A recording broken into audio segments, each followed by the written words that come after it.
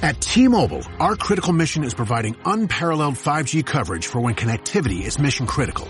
Introducing T-Priority, America's best 5G network experience for first responders, even in times of congestion. More capacity, faster speeds, better coverage. T-Priority from T-Mobile, built for tomorrow's emergencies, ready today. Discover more at t-priority.com. For qualifying organizations on eligible rate plans, coverage not available in some areas and may be impacted by emergencies. You're listening to the Animation Addicts podcast with the Rotoscopers, episode 117, review of the 2016 Oscar-nominated animated shorts. Welcome to the Chelsea Invasion. Hello and welcome to the Animation Addicts podcast. I'm your host, Morgan Stradling, here with my two lovely co-hosts, Chelsea Robson and Mason Smith. Say hello, guys. Hello, hello. Howdy. But we also are joined by a very special guest, one of our RotoWriters, a member of the Rotoscopers writing team, Max Den Hartog. Hello. Hey. Welcome. So, Max, just give a little bit about yourself. You have been writing for the Rotoscopers website for a while now and have amazing articles, opinion pieces. He does a lot of our art book reviews. But tell the listeners who you are and what you're doing. Yeah, so I'm Max, and I'm from the Netherlands. I've been part of the Rotoscopers team for about 3 years now, I think. And I'm a big animation fan, and I'm currently also going to school to learn, not really specifically animation, but more in the hope to one day become a visual development artist, maybe story. Lately I've been really interested in story and storyboarding, so yeah, that's me. Awesome.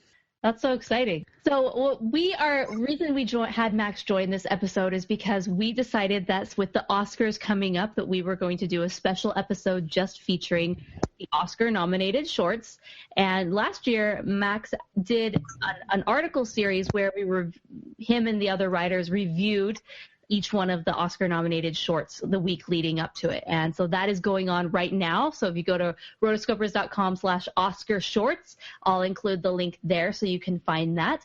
And we decided, hey, let's get both of these at the same time. Let's do a podcast about it, and let's have Max join us to give his thoughts. So I'm really excited to have him. And yeah, so can't wait. I was running until I wasn't.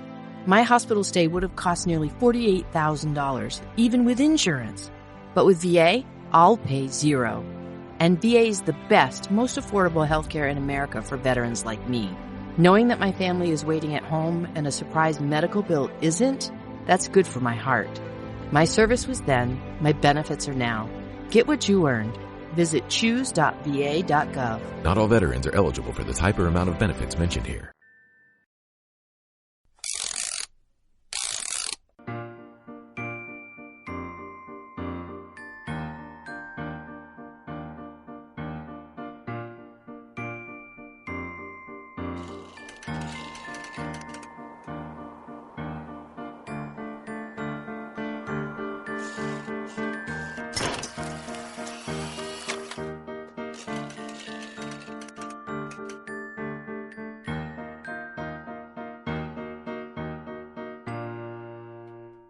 Yep, pretty much our, what do you call it, a Roto birthday, Rotoversary?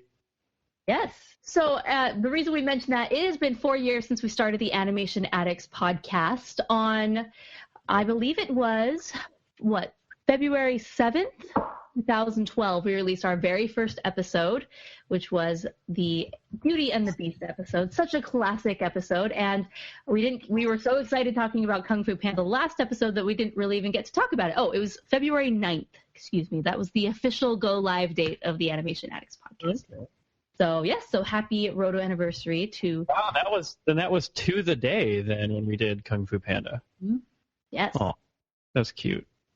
All right, so Chelsea, would you like to talk about the contest that we did? Yes, I would love to talk about the contest that we did. So, leading up to our, basically at the year starting mark, not at the year, but at the best of show, we said that we are going to be doing a contest for everybody who wanted to do the, we had a quiz on the website. How well do you know the Animation Addicts podcast? And it was 44 questions, and the top 3 winners are going to be announced today, and the top 3 all get free t-shirts. Woo! Holy cow. So exciting. So it was really impressive, actually, as I was going through and seeing how much the people knew about like all of these questions. First off, all of the questions that were submitted by you. So you, the fans, were the ones that created all of these questions. We had nothing to do with it. And then you, the fans, answered them. And it was just really funny how there were a lot of some really, really difficult questions. But there was a first place winner, and that was Ray C. And that Ray got 42 out of 44 questions correct. So hats off to Ray on that one. Wow. The second place actually was 34 out of 44. So it was a kind of a big jump for her. And then right after that is 33 out of 44. So our second place was Michael, and third place was Mary. So we're really excited for all of those people. We will be sending out those to you saying congratulations, and also getting your mailing address so that we can send you your Roto t-shirt. Make sure to post a picture of yourself wearing it on Instagram with the hashtag RotoShirt. If you'd like to see all of those, you can head to the website. They're all there, or you can just search on Instagram to be able to find them. There was one question that third place winner Mary was the only one to get correct.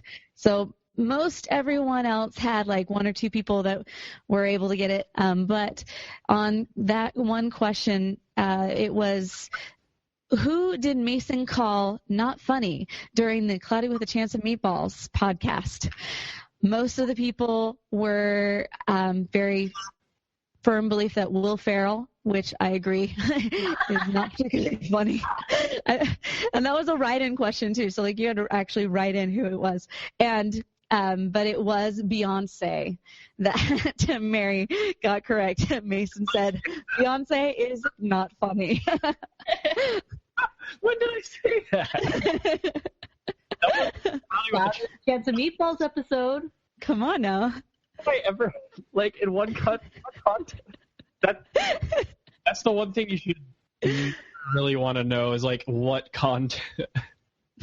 Yeah, what context things are. Say that in because it's just.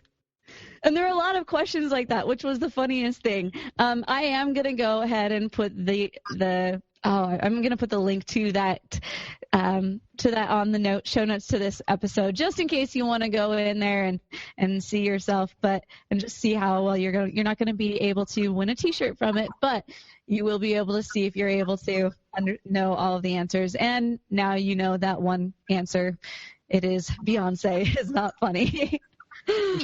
We should make a video that's like, Mason is so incredibly random when his quotes are taken out of. Yes. They're fantastic. So thank you so much to Ray, Michael, and Mary. You will be hearing from us. All right, so our next little tidbit is we also did a simultaneous contest where anyone who left us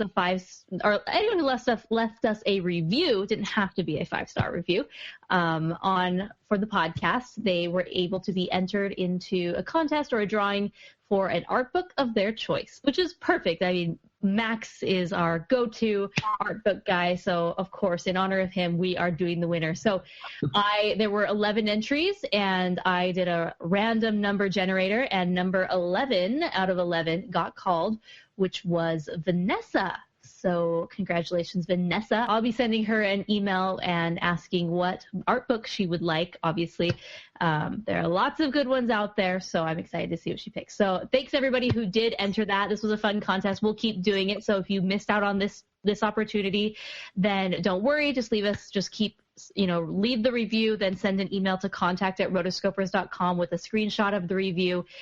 Again, it doesn't have to be 5 stars. We'd rather have you be honest because the feedback does help us get better. But just by actually going and leaving that review does help. So again, it has to be a written review.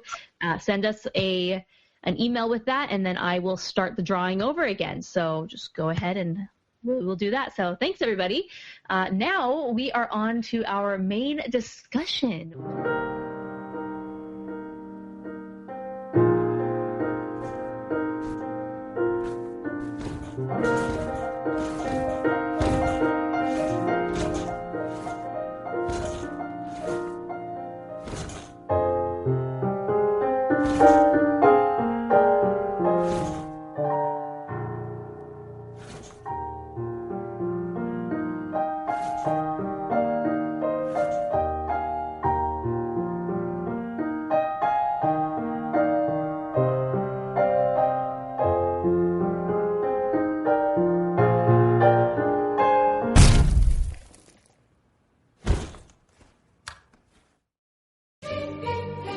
This episode is brought to you by Prime Video. In the small town of Holland, Michigan, nothing is ever what it seems. Behind the tulip festivals and pretty houses lay dark secrets that threaten to tear a marriage apart. Nicole Kidman stars in this darkly twisted thriller about a wife and mother whose quest to uncover her husband's secrets may get her more than she bargained for. Holland, streaming on Prime Video, March 27th.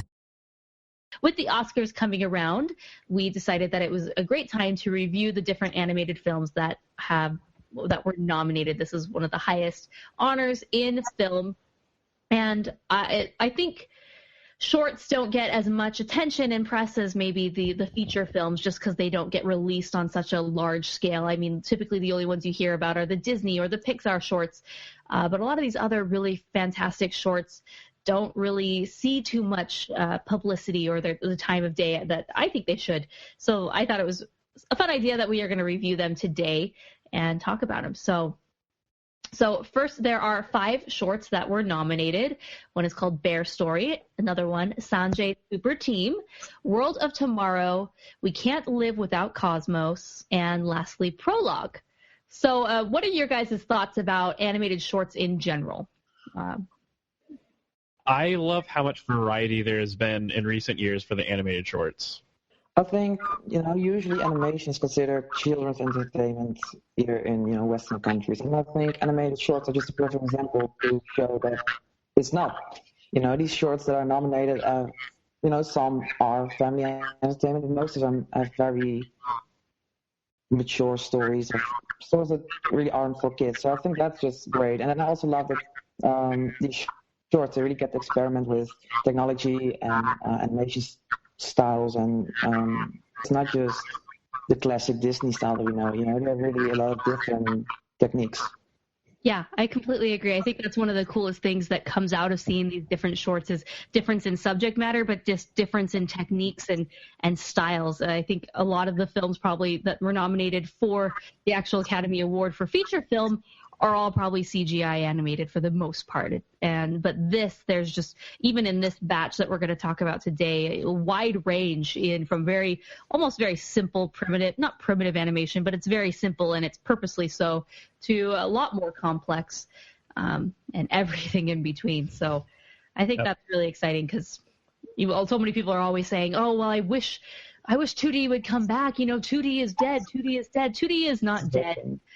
However, it does thrive, and it does see a lot more of the spotlight in shorts. It's just in a coma.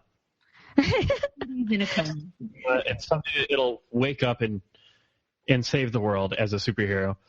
Max brings up two really good points. The one that what does he say? Sorry, there's this guy in the chat who keeps asking us to say hi to him. So hi, Madi in Brazil. Hi. Hi, Madi. Everybody wave hi to Madi in Brazil because he really wants us to say hi to him in the chat. Madi, oi, tudo bem? I don't know what that means. I speak up. And then, okay, so Max brings up 2 really good points. One, animation is not for kids, and I love that these short films are kind of this like self-contained kind of compact story They can be 5 minutes long, they can be 15 minutes long, but they're shorter and they're more to the point, and they can really send a different message than what we have in children's films or films for children. And then it reinforces the fact that feature films can approach a more, I guess, mature level of entertainment. And then just a variety of styles and influences, music, form, all that kind of comes together in these animated short films. And so they're always like really fresh and really cool to see. It's like what is it, like great, like not everyone can be a great animator, but great animation can come from anywhere or something like that. The Ratatouille. Yes. So yeah, I kind of believe in that when I'm watching these, and I was very impressed by all of them. I agree.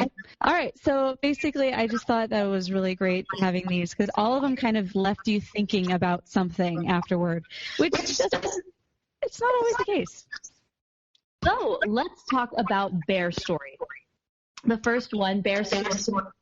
Here's some general information about the film, which we got from Wikipedia and then the Oscars website, oscar.go.com/nominees. So the studio was Punk Robot Animation Studios, which is a studio that is based in Chile. The director was Gabriel Osorio and Pato Escala. It premiered at the Annecy Animation Film Festival. It is a great place to premiere if you are animation, if I do say so myself, June 2014. And after its release in Annecy, it received over 50 international awards in the festival circuit, including the Palm Springs Short Fest, Nashville, Anima Mundi, and Zagreb. So, a little synopsis for those who aren't able to see it. So we also will include a link where you can watch all of these. By the time this episode comes out, you'll still have a few days to catch these. First and foremost, there is in the United States a circuit where you can actually go to a theater and watch all of these at once. So I'll include a link to those theaters that are participating so you can go see these in theaters, but also include another link where you can actually go to view these films. As of today, they were available, so you could buy them to watch them. So very good to support our animation creators. Now, we were able to get a link to watch these as part of press to help promote this and whatnot. So that's how we were able to see that. But if you can, please support those who helped do this. So just a little synopsis about Bear Story. It says, every day a melancholy old bear takes a mechanical diorama that he has created out to his street corner. For a coin, passerby can look into the peephole of his invention, which tells the story of a circus bear. Circus bear who longs to escape and return to the family from which he was taken. It's more. There's more. So, hold down there. What are you guys' thoughts about this short film, Bear Story? Why do all these short films have to be sad? They are all sad, huh? Except for Sanjay. I really loved how meticulous and technical the animation was for this. Like, this is something that I really enjoy, like being someone who is actually, in school to do technical animation and character setup and rigging. Like all this stuff can be scripted, all the intricate gears and mechanical parts, and a lot of it is fudged, to kind of look the part without having any real like mechanical function. But man, I just loved how literally the mechanical parts of the inventor Daddy Bear's machine literally come to life. In fact, the animation for those parts is more vibrant than the actual animation of the real bear. I thought the real bear guy's animation was a little static, but very expressive with his little story.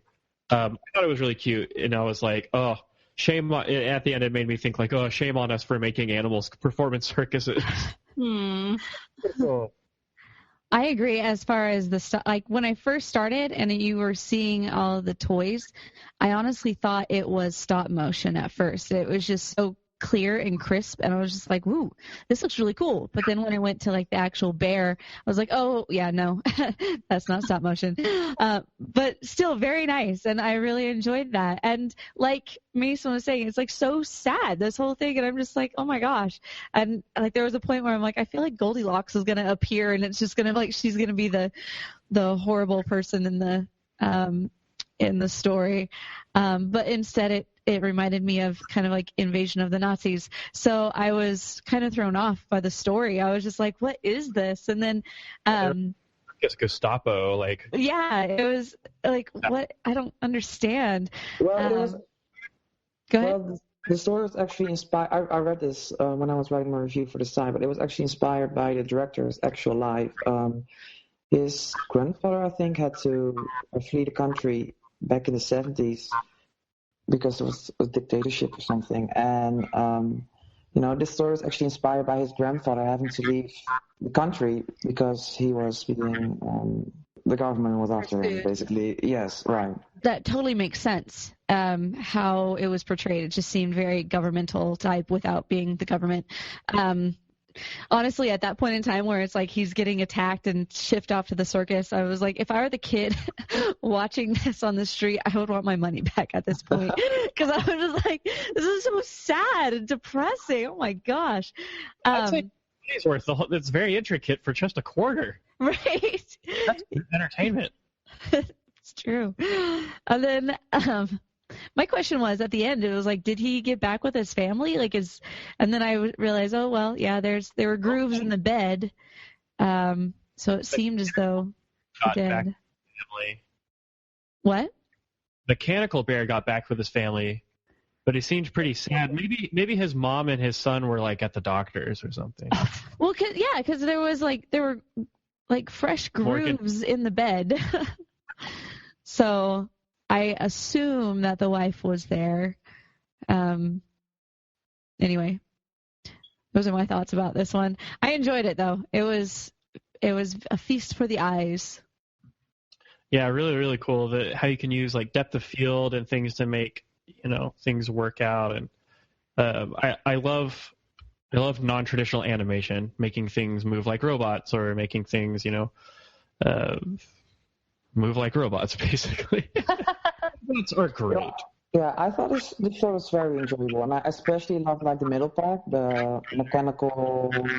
But the other parts of the shorts didn't really do it for me. Just something about the visuals turned me off. Like if the opening and the ending would have been 2D animated or stop motion, and the middle part CG, I would have liked it. But probably because it just didn't have the budget to really make it perfect, I was kind of turned off by the bear's fur and just his animation is very mechanical, and I think it would have been nicer if you really had a contrast between a very organic moving bear and more mechanical in the story, in his box. So I was a little bit turned off by the visuals, but I really enjoyed the story, and I thought it was really great. And I love that it has a message behind it. Yeah, I think you make a really good point about the visuals, and that's something interesting about shorts is that typically they do have a much smaller budget. A lot of times they obviously they're smaller because it's a smaller, it's not a feature-length film, so the budget isn't necessary. However, these are a lot of new studios that are up and coming, or a lot of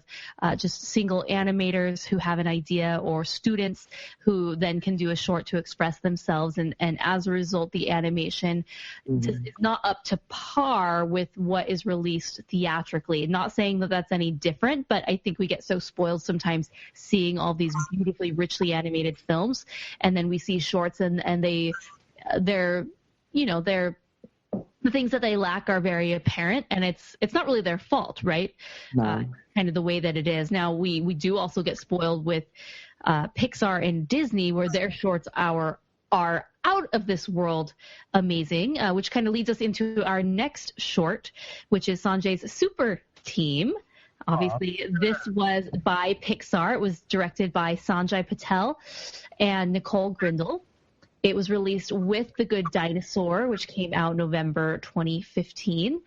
And a quick little synopsis. Young Sanjay, a first-generation Indian American, is obsessed with television, cartoons, and his superhero action figures. He is reluctant to spend time in daily prayers with his devout Hindu father, but a flight of imagination helps him develop a new perspective that he and his father can both embrace. So this is the first Academy Award nomination for Sanjay and Nicole, as was the previous film for Gabrielle and Pacho. It was their first Academy Award nomination.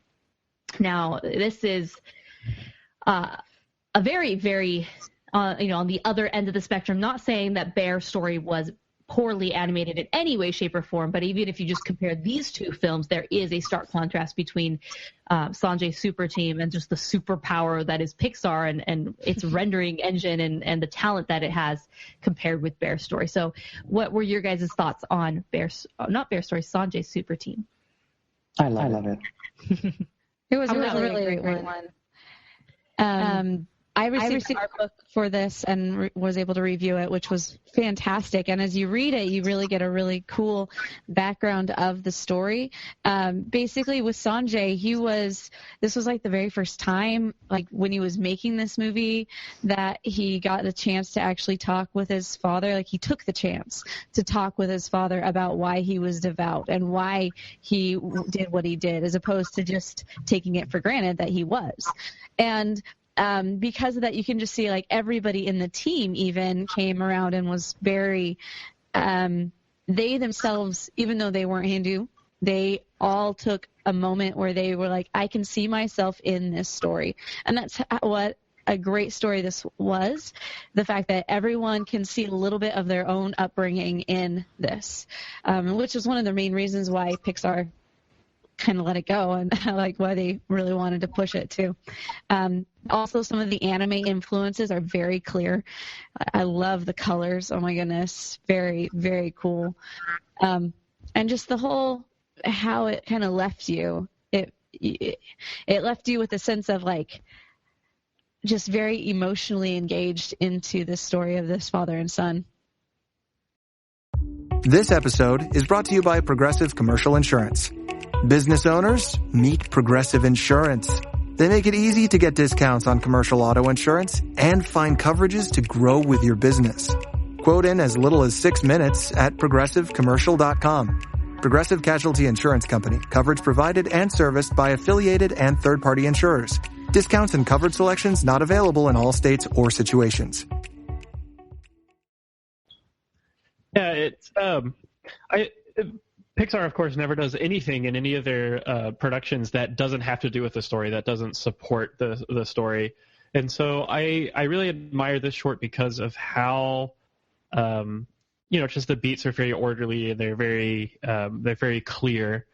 And it's got a really, like, kind of unique and cool message. Like, I guess anyone who's grown up in a family whose parents were concerned who were concerned with preserving culture and preserving tradition, it definitely resonated with me. It's like on King of the Hill where they're walking in the store and Bobby's like, can I get a gun rack for my bike? And Hank's like, do you know how long I've been waiting for you to ask me that? It's something like that. Makes my boy proud. But yeah, so this is basically Indian King of the Hill. And just kidding. Definitely not. I was pretty blown away by the action and like the dynamic, I guess, color and animation, of course, and the rendering and lighting. It just all came together to make this like spectacle, and definitely hits the chord of imagination, a flight of imagination, as the synopsis says. I was impressed by it. When the short started playing, people were still coming in the theaters, and it was like, they were just coming and walking in front of the screen, and so I missed half of the short. So I was very happy to see it again, preparing for this. And I've also read The Art of Sanjay's Super Team, which I can highly recommend. It's so good. Reading this book made me appreciate the short even more because, I don't think we always realize the work that goes into making a short. It's sometimes almost like it's just there, and just this book alone made me realize and love all the hard work that went into this. And, I just really love the story. I think it's great what they did with like the father-son relationship and how they came together. I really love that. I really love that they introduced us to this religion in a way that is, very accessible for, if you're not participating in this religion. I think superheroes is something our society is like obsessed with, and to introduce this religion through superheroes is really cool, and it really made me interested in learning more about these characters and about this religion. I think they did a great job with that. Yeah, that's a great point that they made this religion and this culture relatable by blending it with something that already is so universal in our society. And I agree. I just loved, I love shorts because they do explore all sorts of subject matter, but especially this one being Pixar. I think a few people could have said, oh, Pixar, you know, hitting religion, that's bold, why should that be bold in this day and age? You should be able to talk about what you want to talk about. And as an artist should be able to express whatever you would like to. And that's one reason why I just love this short, because it was a story. It was about a different culture, a different religion, and that's great. And the millennials weren't offended. Holy Hannah. I'm not sure how that happened, but yeah. But I really did like this short. I loved the characters. I loved how simple it was, and just the story that it told. That being said, I don't think this was my favorite of the shorts, having watched a few of these other ones. But like kind of what Mason was saying, everything about this short was very polished. The story was polished, the music, the colors, the animation, everything was spot on.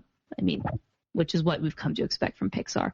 Mm-hmm. And The Good Dinosaur did come out on Blu-ray today in the United States, and so one of the bonus features is Sanjay's Super Team. So if you were wanting to check out the short that way, that is definitely a great way to do that. I'll include a link in the show notes so you can go purchase or view that. The cool thing Disney's doing nowadays is that they realize that digital is the future, and you can actually just buy the film digitally, or you can buy it with the bonus features, which I think is a huge jump, because I think one thing that was holding people back for a long time was, well, I got to buy the Blu-ray because I like the bonus features. Now, that's not everyone. It's more of the animation addicts like us, the Disney-ophiles, everyone who just loves all this behind-the-scenes content. But I think Disney realizes that the future is digital, and so it's cool to see that, you know, no matter, you don't have to be stuck to a hard disk to view that. Anyways, I'm not sure why I was going off on that, but this is available, which is really exciting. And I'm sure it will be available in, you know, Pixar Shorts Volume 3 whenever we're ready to release that one. Those are always so fun to see. So any other thoughts about Sanjay's Super Team? No, I think the nail on the head. Like, it's a great, it introduces a great, like, formula for teaching young people today about religion and about deity, because, like, why not introduce it in the context of superheroes? Mm-hmm. All right. I also love that it's such a personal story to the director. You know, that's really directly taken from his life. I just also love that I don't know if you've seen it, but I don't know where I saw it, but it was like this clip of Sanjay actually showing his father the short. And I think he said that, like, the last film his father had seen was like Sound of Music or something. So, and it was like, his reaction was just priceless, and he was so emotional, and it was just so beautiful to see. So I love that it's actually, you know, between him and his father. Yeah. Which really is the essence of the whole short, the father-son relationship, and them being able to connect on a personal level. So the next short that we're going to talk about is called World of Tomorrow. This is by Don Hertzfeldt. And he is definitely known for his shorts. And one little thing about this, the little synopsis, a little girl named Emily is taken on a fantastical tour of her distant future by a surprising visitor who reveals unnerving secrets about humanity's fate. This is actually the second award nomination for Don Hertzfeldt. He was previously nominated for Rejected in 2000. So surprising considering what? Been at this for a while. He is, yes. He's a short master. I really enjoyed this one. I don't know why. It just had so much dark humor and so much weirdness, and just the fact that the characters looked so awkward and rudimentary. Just, I don't know.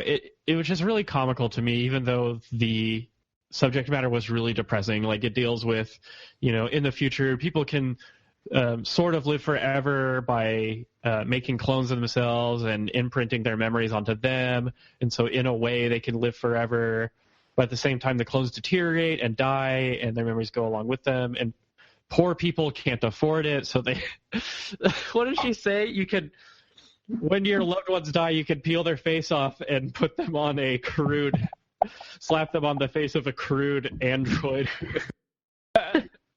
And then this whole time, Emily just does not care about any of this. She's just like, oh, that's cool.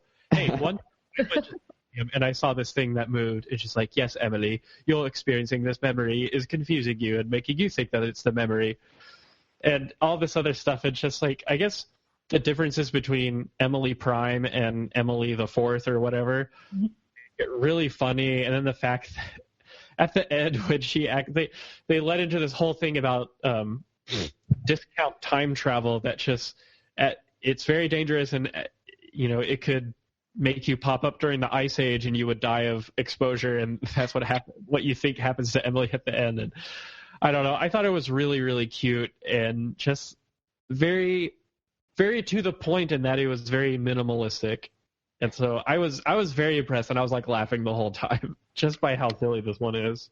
This was the first one that I watched. I'd seen Sanjay Super's Team, but I didn't count that one. I watched it later. This was the first one that I watched. And this is one of those films that you could discredit because, oh, look at the animation. It's so simple. But I think that's Don Hertzfeldt's whole point, is that it's very simple and very, simple lines, simple shapes. Almost remedial animation in the fact that it's nothing grandiose, which we'll talk about in a separate short, which we're going to talk about. But this one was bizarre and funny and existential, and I loved that it introduced certain themes. It made me think and ponder, which if you were to just judge this by its animation quality, which just because something looks simple doesn't mean it is simple, this is very meticulously, expertly planned out and animated. But it made me think, and I kept thinking, and it was really good. Yeah, I liked how it's like, oh yes, as time went on, they had their little quirks, and then you could like just see their like twitching eyes, and it's just like, but like a clone that deteriorated after a while, right? It's like, oh, poor David, if he only had a brain. Like there are just so many weird things, like. And I think that's one of the great things about the art style is it made you focus on the really weird story. Like, what is this? And then you have the little girl who it feels like they just took some sound bites from a kid who were just saying random things because they sound super natural. Yeah, I mean, that's just what it seems like, because it was just... Yeah, well, I did some research on it, like, earlier today, and that's actually what they did. I think, like, the girl who plays, like, the little Emily, I think she's, like, the daughter of the director or something, and they actually just recorded her while she was playing around, so that's actually what they did, and I think it worked perfectly. Oh, yeah. I mean, they just took a note out of Cade Theater, which are fantastic. And then, like, the whole thing, like, how this clone was just in love with weird things, like the Rock. And then it was like, oh, poor Rock. No more friends except the depressed robots and their poems. And then she, like, falls in love with the pipe of some kind. And I'm just like, oh, my gosh. His name was Simon, I believe. And then I was just like, poor Simon. She led him on. He was inconsolable. Like, it was just so weird. And I think the thing about this short was it was like 16 minutes long. It was the longest of them all, I believe. And I was more engaged in this one than I was in any of the others. And I was just like really wanting to know how the story is going to end. Like, please continue. Tell me more. Which. Wow. Another cliffhanger. We'll see everyone. Oh, internet, yes. I thought this one was interesting because it made me think and ponder, okay, if this is what happens in the future, if I can clone myself and make my memories perpetuate into different iterations of myself, because it is the same me, it's just a different version of my physical body, is that something that I want? Is this desirable? Is this what really is best for society? So I liked that it really did make me think, even though it was kind of packaged and surrounded by this really kooky premise and it had very bizarre parts at times. I thought the fact that it just made me think about these topics did its job. Yeah, I totally agree. But whatever your clone is will have your memory, so it'll be like you didn't die, but the original will die. That's a weird thought. Mm-hmm. Yeah, I wasn't expecting too much from the short, to be honest, when I had only seen like some stills. And then I saw it was like 60 minutes. I was like, I'm not ready for this. But then when I started watching it, I was engaged throughout. I loved it. I thought it was really funny, and I really enjoyed the story. And I was really surprised by the animation style. I would have loved to see this maybe with a little bit more like realistic, like the characters at least more realistic animation, to see how that would have turned out.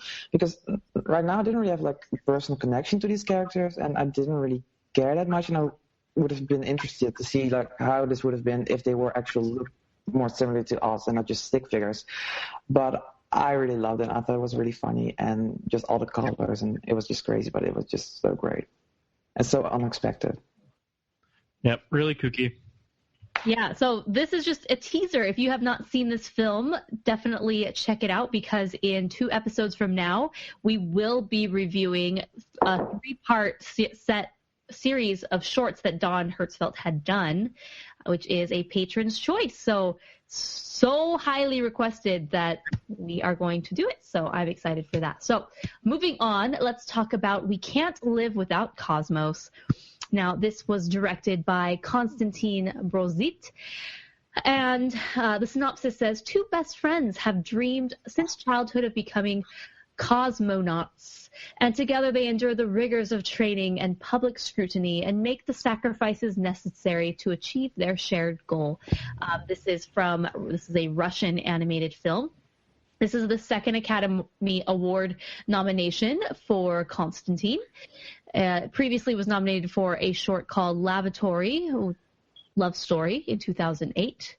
And that was it, but not a winner. So these are all, so far, new, have not won animated film or Oscars for animation yet. So all new directors in the category, which is exciting. So let's talk about this one. Now we're going to still kind of a space theme. The other one didn't have space, but this is very space. What do you guys think about this? I thought that this one was really funny, actually. Even though it was a little sad, they still like managed to put some humor into it, like trying to figure out how to open that guy's helmet because he was so upset. Yeah.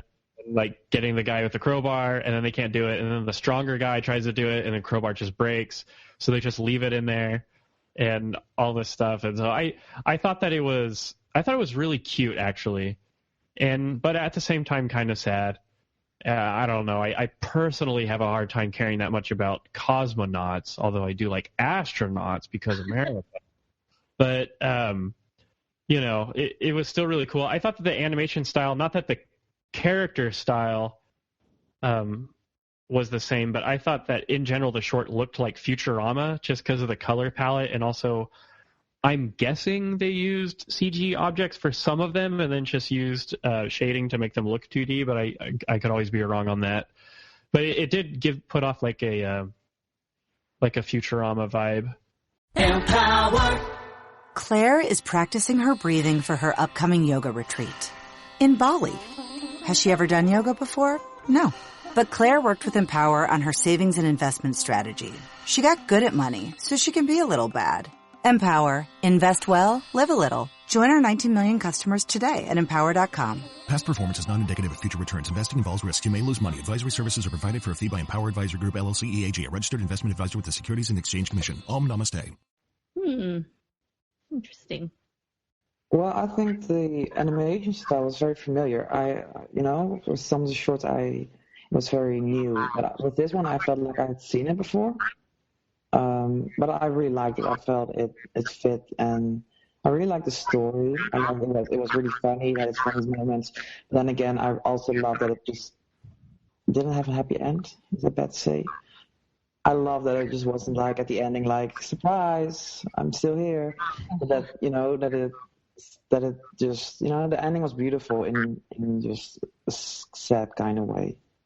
Yeah, the animation to me felt a bit like the National Film Board of Canada, who is definitely known for their shorts that they have produced over the years. It's just kind of like this simple, very almost like a comic strip sort of animation style where it's very cartoony, I guess. So yeah, familiarity is something definitely I agree with. The story, it was cute. It was funny at times in telling the story of where these two friends have, this shared vision, this shared goal. And you see them start with a big class of recruits, and then they get whittled down. It's just the two of them. One gets to go up, the other doesn't, which, that I thought was kind of where this was going, but it goes even further, and then one does ultimately leave, which I still having a hard time wrapping my head around that ending. Did he, because at the very beginning they showed them jumping up and down on the beds and in their anti-gravity, I guess, and they were limited in what they could reach, their potential, right, because of the ceiling. And then at the very end, he was able to overcome that and just float off into the universe. Yeah, I thought that was really odd myself. First off, the very first time when they started bouncing on the beds, I was like, I never bounce on my bed anymore. This is what happens when you grow up. And then he bounces into the ceiling. And I was like, that's probably why I don't bounce on my bed. Yeah, because, yeah. Oh, frozen Chelsea, yet again. Oh, she froze again? Oh, man. Well, also something that I really that I noticed was that halfway through I noticed there isn't any dialogue here, and that's something I really liked actually, because some of the most animated shorts don't really have dialogue, but this short is like 50 minutes long, and they really kept me interested throughout without dialogue, and I really appreciated that. Yeah, let's talk about that. I was going to mention that earlier, but why do you think so many animated shorts don't have dialogue?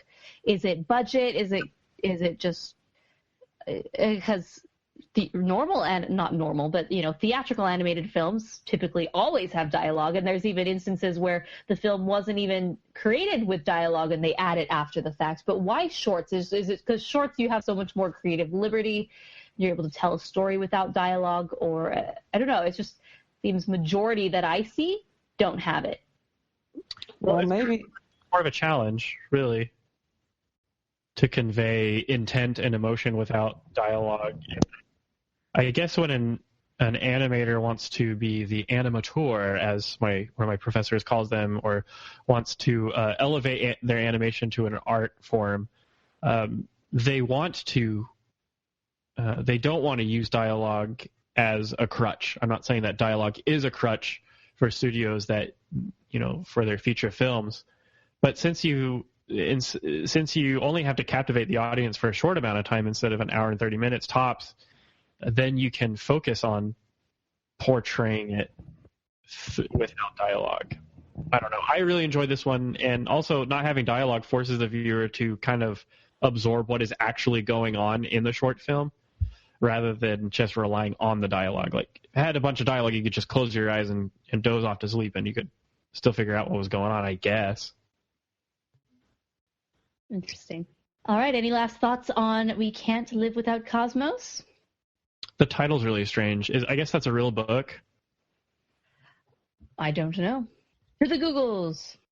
Well, let's move on to our last one, and I'm really glad that we're talking about this. And it's funny because I knew about this short, but I didn't actually make the connection until I saw the very first few frames, and I said, oh, I know who this is. I know what I'm getting myself into, which got me really excited. So this is Prologue. This is by good old Richard Williams and Imogen Sutton. The synopsis is 2,400 years ago, 4 warriors, 2 Spartan and 2 Athenian, battle to the death in an intense struggle witnessed by a little girl who runs then to her grandmother for comfort. So this is the 3rd Academy Award nomination for Richard Williams. He was previously nominated for Who Framed Roger Rabbit. He won for visual effects. He was previously nominated for A Christmas Carol, and he is the only winner who has won for Best Animated Short Subject. So, and then this was his 3rd, and it's also the 1st Academy Award nomination for his co-director, Imogen. So, wow, let's just talk about Prologue. This is, first off, Richard Williams, one of the most iconic animators still alive and of all time, basically, very well known for his very much Herculean attempt to make this film called The Thief and the Cobbler, which is just very expertly animated, and spent decades working on that film, which is still so mind-blowing. It was just really a labor of love of him. Ultimately ran out of money and funding, and it was kind of shipped away and finished by just a temp studio. And unfortunately, his vision and masterpiece has never been seen for that film. But never fear, he has done Prologue, which is, wow. Yeah, I really admire Richard Williams for doing this. Of course, I'm taking a lot of I researched a little bit of an interview he did with Cartoon Brew, and it was very, very insightful, because when it basically comes down to it, this is just something he really wanted to do. He made the short film that he wanted to make, and without, studio obligations and producers and studio culture kind of bogging him down, he was able to have total freedom over every aspect of it. And when you're such a master of the craft of 2D animation, you really can control lighting and cinematography. It's all there in the pencil and in your mind. And man, I was just blown away. And of course, I would love to see a 90-minute full-length, Dick Williams animated feature. But imagine, speaking of people that we need to clone and download your consciousness into, imagine if there was a studio of 200 people who understood and were able to practice hand-drawn animation and drawing the way he did, what they could accomplish, and what they could, what they could pull off. And it's just amazing. I thought this short was pretty cool. It was based off of Lysistrata. I don't even know how to pronounce them Greek names, but Aristophanes wrote it. It's an anti-war play, and if you've seen Chirac or however it's pronounced, that's loosely based off of it. And it's about people killing each other, and until they stop killing each other, then they ain't going to get with their women. Mm-mm. And so that's basically what it is. You don't see that last aspect in this short, but you do see the bloodshed, and it's pretty graphic, and it's pretty naturalistic blood and gore. Yeah, one thing that stands out about this film is the animation style. So I've seen shorts like this where every, how do you explain it? I mean, not only is it just pencil animation and painting, but he has shaded everything individually himself, basically, with a pencil, with colored pencils, with whatever medium he's using, and it just blends just beautifully from scene to scene to scene to still to still to still. As I was watching this, I just really felt that I was watching a master at work, which he is. Just his grasp of form and how it's supposed to move, and then being able to translate that onto the paper. He just did such a great job. And yeah, I love that this film didn't back away from its subject matter. I mean, it was very gory. It was, some would say, graphic in its violence, but I love that for that reason. I love that we got to see someone actually be stabbed by an axe, or shot in the neck with an arrow, or stabbed by a sword, and the consequences of that. Something that you're not going to see every day in an animated film, and I'm glad that we got to see this really raw fight between these gladiators. And even just how they were dressed was very realistic to, if you were a gladiator and were kind of a slave, you would just be thrown in there, and sometimes you wouldn't have any clothes on. And so, you know what? We're not going to hide that. You can see as if we are witnessing this ourselves. So, bravo, Richard Williams. I was captivated by this one. Yeah, I mean, you see that this one, that it is all done on ones. You know that every shade is a picture, and you could actually find that exact picture, every still frame. And it was just incredible. I mean, you see him and his art form and everything that he does, and it just blows my mind. And when every time it shifted away from the little plant, the butterfly, and you just see everything. And it was just incredible. Yeah, I love the visual style. I love it. It almost felt like, seeing sketches from the Nine Old Men, like from the classic Disney films, animated, without the color, without the inking, just like the sketches. And that's how this felt, and I love that. But to me, just the short in general felt like it's almost something you would show to investors, or that you would show like, I'm working on a feature film Kickstarter. This is some animation that I've made. Support me. And it kind of felt like that, and it didn't really feel like a complete short to me. Like, I can see that. Yeah. It was the shortest of all the shorts, I believe. Well, was Sanjay shorter? Sanjay's was 7 minutes and something. Okay, so it was in fact the shortest.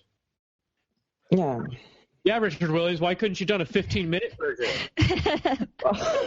Forgot to send it to ink and paint. Oh, man. Please don't hurt me. But he just didn't want to send too many people with PTSD afterward. It was intense. Don't go around. Isn't Richard Williams the one who doesn't really care about awards and things like this? No, he just wanted to do something he wanted to do. Oh, okay. But of course you're going to send it to freaking Oscars, because I don't know about his aspirations to fame, but this needed to be submitted to the Oscars to kind of show the world that this exists. Mm-hmm. Mm-hmm. And quoting this interview again, he says, this is the only thing so far in my career, his entire career, and he's over 90 years old. Whew. The only thing so far in my career that I've ever been really been pleased with, that I was able to succeed with what I was trying to do in all the different aspects. So think of this as like your dream finally coming true, like what you really want to do and achieving that thing perfectly, flawlessly. The culmination. I looked up, he's 82, just because I know some people might email us and tweet. He's not in his 90s, but 82 is still super up there in years. And I'm so impressed that he's still working and living passionately at what he's doing. So yeah, and the trailer for the short, you have a little part where he's talking about it, and he says that he's been wanting to do this story since he was 15. So hearing that he's in his 80s, that's pretty amazing. Yeah, don't give up on your dreams, kids. I mean, just it's not happening now doesn't mean it can't happen later. All right. As an artist, it's so interesting to hear that about that he's been wanting to do this for so long, because like people who are artistic, like it's almost like a chemical flooding your brain the moment you realize that something that was in your head, or an idea or a concept that you had in your head, is finally manifest in an art form. And like that for me is the biggest takeaway for me as a creative. And I believe that a lot of other creative minds share that. And so I just feel it's so humbling, but I also feel so happy for Richard Williams for accomplishing this. Like, this is such a huge accomplishment. And to finally be able to fulfill something that he's been wanting to do for so long and doing it so masterfully just fills me with reverence, really. And this is a real animation treasure, and I hope that as many people as possible can be exposed to it. Mm-hmm. No pun intended. Hey, it's Haley Steinfeld. When everything requires your attention, it can be tough to figure out what to prioritize. But I'm here to talk to you about something that you should always put first, your breast health. In fact, if you're 40 and over, you should be getting screened once a year. And if you're under 40, it's never too soon to visit yourattentionplease.com to learn about your breast cancer risk. So go on, pay the girls some attention and take the time to find out your breast cancer risk at yourattentionplease.com. Trust me, your future self will thank you.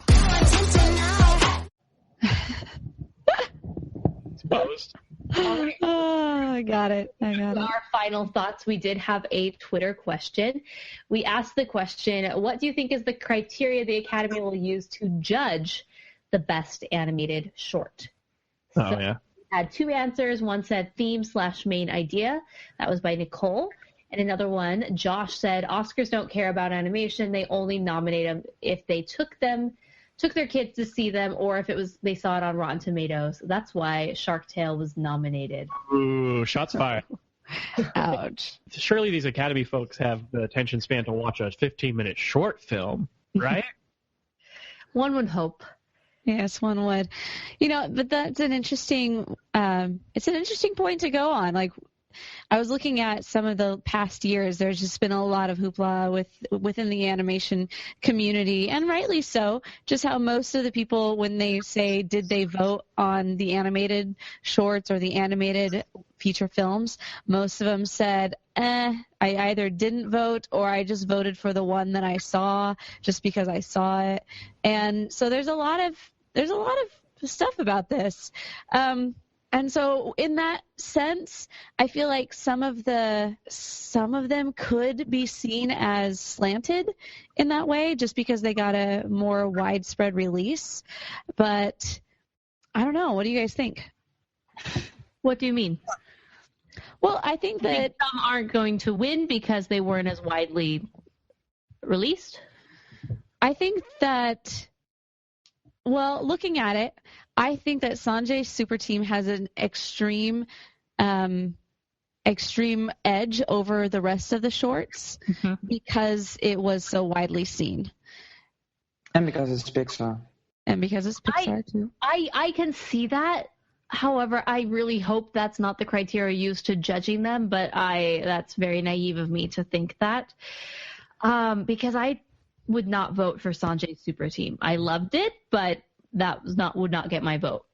But last year, Feast won, and I love Disney. I love Feast. It's a wonderful short. But there were better shorts last year, and I'm afraid that Sanjay's super team is just going to win because it's Pixar. Because it is so well known. And I hope that, they're all shaking up the voter system of the Oscars, and I hope they're going to change something, also for the animation category. So we will see more accurate winners and not just, oh, it's Disney, oh, it's Pixar, or oh, my child loved this film, I'm just going to vote for that. But I hope that we're actually just going to see, because also for the feature films, like this year, it's like Inside Out, but there's also these other films that are very different and very unique. You have Anomalisa, which is like this stop-motion films, like R-rated stop-motion films. So that's very unique. And there's Shaun the Sheep movie, which it's family entertainment, but it's still very different from just the mainstream animated films we see nowadays. And there's this other film, I don't recall the title, but it's also like very different. So, the nominations are like very diverse and very unique. Now I just really hope that the actual winners are going to be not just like Disney Pixar, but it's going to be really honest. I agree, because that's one of the things that makes shorts stand out, is that they are so unique in their subject matter and they're very artistic. And I really feel that the true artist, a lot of the times, especially for these independent animated films, is able to come out and express him or herself. So I would hope that, if this is truly the ultimate award show for artistry in film, that is duly rewarded. So not saying that whoever wins, it's not deserved or whatnot, but I know we've seen, like Max has said, just the way voters have voted in the past, and it doesn't give a lot of confidence that they truly are fans of this or even care. Yeah. If I were to make a prediction on who would win, if Sanjay does not win, then it'll be either Prologue or We Can't Live Without Cosmos. Really? Yeah. Interesting. What would your criteria be? Which ones? That's different from who I think will win versus which ones I personally liked the most. Okay. So the one that I personally liked the most was Prologue, because it was the shortest. I kind of get funny about story. I believe that you can have good animation without a story. In the context of a short film, then yes, there is a story, but there is a story. It's just not, whatever. Let's see. Sanjay was cute. Let's see. Bear Story. I mean, World of Tomorrow I really liked, but it was very long-winded. And then We Can't Live Without Cosmos. I don't know. I'm torn between Prologue and We Can't Live Without Cosmos, but I think one of the two is probably going to win. I hope. That'd be so cool to have a non-CG animated film win the animation shorts. Mm-hmm. Yeah, I have to agree. If Sanjay isn't going to win, I think one of those two will win as well. I love World of Tomorrow, but I think it's maybe too abstract for even for the Academy voters. And then Bear Story. We're intelligent. Bear Story was cute, but compared to the other ones, I don't think it's gonna win. So yeah, I think it's if Sanjay isn't going to win, I really think it's going to be between Prologue and We Can't Live Without Cosmos. And I think my favorite out of those two is probably We Can't Live Without Cosmos. But that's really, I love the story of We Can't Live Without Cosmos, and I love the visuals of Prologue. So it's really, there's something I really like about both. But so I think that I would love Prologue to win. I just, if Prologue won, I would be very, very happy. I also think that Don Hertzfeldt's film, World of Tomorrow, I think if that won, I would be very happy with that winning, just because it is so different and unique and tells an interesting story, and just everything about it is just very quirky, and I love it. However, so that would be, I guess, my number two. And man, I guess none of us are talking about Bear Story, huh? Interesting. Bear Story is it again. A lot of these, we're seeing a theme, especially with Sanjay's super team and Bear Story. It was a very personal, almost story to the director, but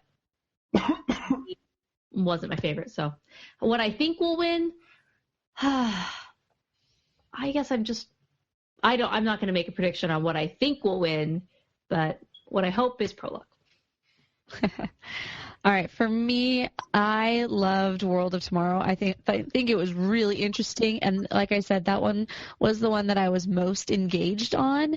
I don't think it'll win because of the art style. I don't think the Academy would vote for it just because of that. I don't know. I think, I can agree that I think Prologue, just because of the art, artistically, it is by far the best one, because it is astounding what he does. And you just know that it's just him and his pencil. And so I would be totally fine without winning just because of that. But I like World of Tomorrow to win. All right, so we will find out this Sunday when the Oscars does air. I'm going to be definitely checking that out. So definitely, if you can, tweet us your thoughts on who you think will win, and then also who would you like to win? Because those can be two different things. Definitely. All right. So before we close this up, we do have a voicemail. It is from Tara. So I'm going to play this right now. Hi, Rotoscopers. My name's Tara, and I'm a big fan. This is my first voicemail to you guys. I actually wanted to talk about Pete's Dragon for a little while. Pete's Dragon has been my favorite movie since I was a toddler. I've watched it probably over 100 times. I'm pretty psyched about the remake, but when I watched the trailer, I'm a little wary about it now. The trailer kind of seems a lot like the Jungle Book trailer of the remake of the Jungle Book. Wild Boy Raised by Animals, Wild Boy Raised by Dragon. It seems pretty similar to me, so I'm a little disappointed. I'm also wondering if there's not going to be any of the original songs from the original version of Pete's Dragon. I loved the music in the original, so that's a little disappointing as well. Also, no hillbillies. It looks like they're kind of rebooting the plot as well. I think it was Chelsea that said that the raptors in The Good Dinosaur reminded her of the hillbillies in Pete's Dragon. And yeah, they did. Exactly what I thought when I watched The Good Dinosaur. So I thought that was kind of funny. But I was just wondering if you guys would consider doing an episode on the original Pete's Dragon in honor of the reboot. Since Elliot was animated, it's sort of an animated movie. And you guys did do Mary Poppins. Anyway, thanks. Bye. We did do Mary Poppins. That is very true. And Don Bluth was actually the head over the dragon in Pete's Dragon. Hell yeah. So, yes. I'm open to doing a Pete's I'm open to it. episode. Let's see, the Pete's Dragon film comes out, later this year? So as time comes closer, maybe we'll do a special episode. But what did you guys think about the trailer? Oh, boy. Oh, boy. Like, I don't know. I should be careful on how I speak of the infallible Disney, but, like, Jungle Book seems to be the only one I'm excited about, because Jungle Book seems to be the only one that the trailer seems to be the only one that fits the actual movie, the source material. Like, why does everything have to be dark and scary and epic for these reboots? Like, I don't know. I don't know. I'm not looking forward to the Pete's Dragon one, just like I'm not looking forward to any of the other live action Disney for Jungle Book. And I don't know. I wonder how they're going to fit all this together. It reminded me of this movie called Mama. It came out in 2003 by Andres Muschietti. It was about these two girls who were found out in the woods, and they had apparently raised themselves in the woods for X amount of years. Or were they alone, And then you find out that they've been raised by Mama.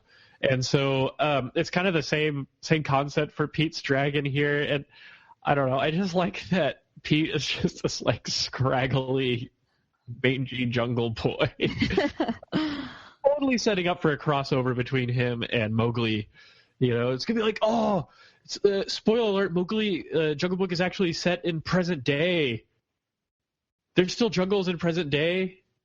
And so they have to team up for, Mowgli and Pete, Age of Ultron 3. I don't know. Anyway, I'm totally not looking forward to this at all. I'm sorry. I hate to be such a downer, but it's just... No. I agree. I remember when this was first announced, and that it was kind of mind-blowing. Like, really? Of all the movies, all the amazing movies, Pete's Dragon, that's what you're going to go to. Also, it should be noted that, again, Mama has Jessica Chastain in it, who is a direct clone of Bryce Dallas Howard. So... although every one of these remakes I have gone to, I have enjoyed myself. So I can't really complain, because it seems I do enjoy myself for the most part. Jungle Book at this point in time seems to be the leader of the pack and most excited. But I will give Pete's Dragon a chance. And, I don't see how they could remake it. I mean, I guess they could, but I don't imagine that this one's going to have any of the songs. If anything, it's going to kind of be like in Cinderella. Cinderella did not have songs, but she was singing kind of in the background, like humming, some of the songs that we may know. And I imagine that's the extent of the songs that we're going to get in Pete's Dragon, unfortunately. No beep boo boo I love you too. Oh, sorry. Yeah, where's the medicine man guy? Where's the snake oil? Where's the snake oil salesman and that guy and all that stuff? Or another time. So here's a funny story. Morgan and I actually did a review of the original Pete's Dragon, and we killed it. Like, we were so mean to this movie. And no, because neither of us could, like, Morgan fell asleep, like, trying to watch it. And then in it, she's like, I guess it's an okay movie. And I'm like, Morgan, how do you say it's okay if you never even saw the ending? She's like, oh. But it was just funny. I've never seen the original one either. I remember borrowing it from family members when I was younger, but I never watched it. I just returned it without having seen it. So I still have not... Y'all don't know what a boring Disney movie is until you see Chitty Chitty Bang Bang. That's not Disney. That's Warner Brothers. Warner Brothers. What am I thinking of? Oh, Bedknobs and Broomsticks. I always get... I love Bedknobs and Broomsticks. That's also one that I used to borrow a lot, but never watched. Black Cauldron is one that I would try to watch a lot and never make it through. But okay, Morgan, you have different era. Fell asleep during Sharknado. Oh, that was hard. Nightmare Before Christmas for me. All right. Thank you, Tara, for sending your voicemail. You too can send a voicemails if you have, you want us to talk about a film. Well, you can, or you would like to give us a review of the film that we are doing in that episode. So our next episode is going to be Zootopia, which Max has seen. The lucky little devil. Nice. Oh, you little. Yes. Oh, Don't yeah. do anything. Don't even tell me if you thought it was good or not. I want to be completely. All I'm gonna say is just try to avoid as many trailers and because avoid trailers. I watch every trailer like 100 times before I see a film, and because I got to see it so early, I've only seen like the one trailer, and I was so surprised. Just when you enter the world of Zootopia, it's just so magical, and the story is a lot of fun. Like, I love this kind of buddy cop. No, not really that, but more like mystery solving stories. I love on a whirlwind adventure. I love like Sherlock and those kind of TV shows as well. So that's, if you love that stuff, you're gonna love this film.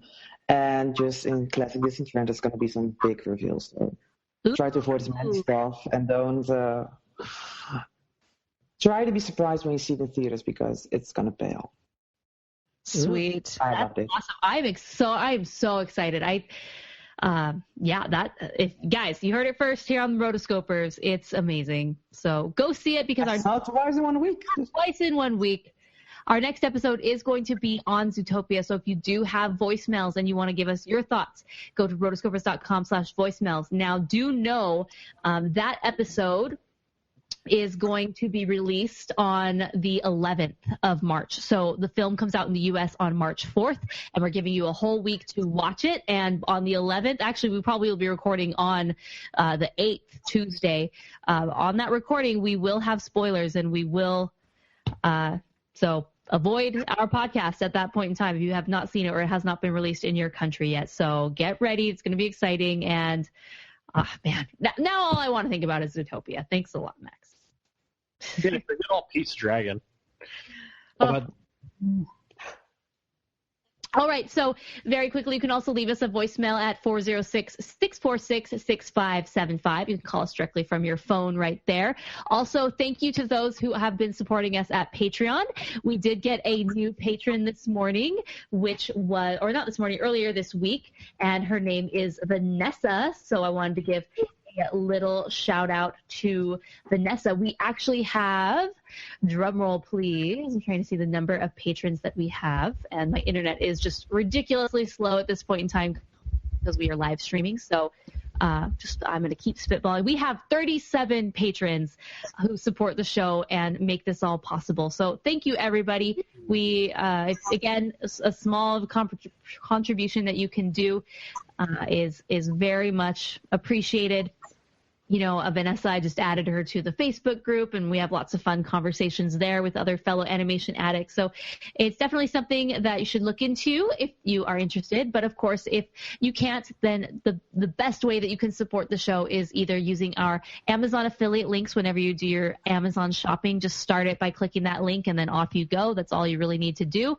Rotoscopers.com/Amazon. Or if that's not something you can do, that's A-okay. Just tell your friends about the show and spread the word that way. So thanks, everybody, for supporting the show and keeping the show going so we can keep bringing you fun animation discussions week to week. And I'm really glad that we were able to do this new sort of subject matter where we haven't done shorts before. And after our Zootopia episode, we will go back to animated shorts, especially Don Hertzfeld's shorts, which we never would have done, I don't think, on our own accord. But the patrons have requested that, and so that's what we are doing. So thank you, patrons. We cannot do this without you. And, of course, thank you to Max for joining us. So what you guys don't know is we tried to rearrange schedules to make this work for time zone. He lives in the Netherlands, and we couldn't make it work. And Max was so amazing, and he said, "You know what? It's okay. I'll drink a lot of coffee and I'll stay up late." So I believe it's probably at this point in time around 3:00 his time in the morning. I want to know. Yes, and he is amazing. So Max, where can they find you on Twitter so they can give you a shout out for being a rock star for this episode? You can find me on Twitter at Hartog03, which is my Twitter handle. And you can also find me on Tumblr, which is the art of moxie03.tumblr.com with double X. So that's my art blog. I'm starting out because this year I started art school and I'm learning a lot of new stuff. So I'll be updating that soon with a lot of new stuff, but I'm still trying to make it work. But if you have time to follow me, I'd really appreciate that. Yes, I'll include links in the show notes so you can follow him on all those places. It's really, really fun. So thanks for joining us. This was really awesome. And, of course, you can find Mason on Twitter, MasonSMTX. Chelsea, she's at Chelsea Robson, and I'm at Morgan Stradling. You guys know the drill. Good stuff. Yeah, Max, thank you so much for being on the show. You definitely win the Trooper Award, and you win the Research Award for actually going out and learning the nitty-gritty about each of the short films. I did a little bit of it myself, but I don't know. I think I gave more of an emotional response to what I was watching. Oh, no, it turned out amazing. So, and also check out Max's series of articles this week, rotoscopers.com/Oscar Shorts, and you can check them out there. We've already released 2 so far. There's one being released every single day preparing. So Max took the one over Bear Story, and I believe Sanjay's Super Team was released today, and then there's going to be more. So go to those articles and give your thoughts on each one of the shorts. I know that's what I'm going to be doing after this. And I'll also be reviewing the R of Sanjay's Super Team this week. So I'm really excited about that because I love the book. Yes. So go to rotoscopers.com, subscribe, and follow us there. And thanks, Max, again. He's amazing. You should definitely check out his articles, and he's top notch. The best. He's the best. All right, guys, until next episode, we are the Rotoscopers. Maybe it's just me. We definitely just need a sound clip to play. Bye, everyone. Bye.